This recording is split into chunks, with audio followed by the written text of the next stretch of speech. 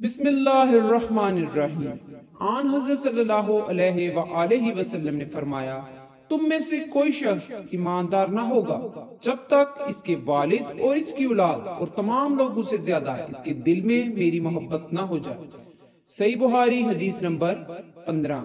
نبی کریم صلی اللہ علیہ وآلہ وسلم نے فرمایا، تین خصلتیں ایسی ہیں کہ جس میں یہ پیدا ہو جائیں اس نے ایمان کی مٹھاس کو پا لیا۔ اول یہ کہ اللہ اور اس کا رسول اس کے نزدیک سب سے زیادہ محبوب بن جائے۔ دوسرے یہ کہ وہ کسی انسان سے محض اللہ کی رضا کے لیے محبت رکھے۔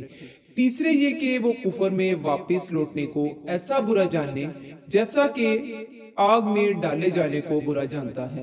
صحیح بخاری حدیث نمبر 16۔ آپ نے فرمایا، انصار سے محبت رکھنا ایمان کی نشانی ہے اور انصار سے کینہ رکھنا نفاق کی نشانی ہے۔ صحیح بخاری حدیث نمبر 17۔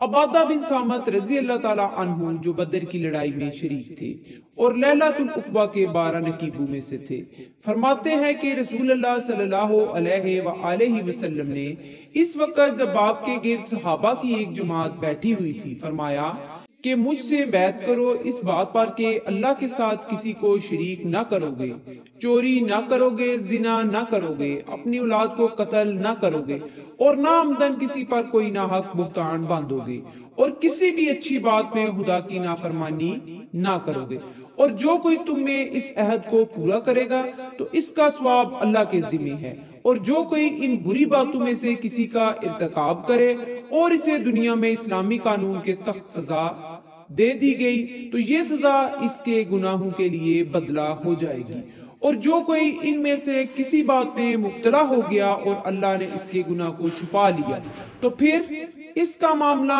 اللہ کے حوالہ ہے، اگر چاہے معاف کر دے اور اگر چاہے سزا دے دے۔ عبادہ کہتے ہیں کہ پھر ہم سب نے ان باتوں پر آپ صلی اللہ علیہ وآلہ وسلم سے بیعت کر لی۔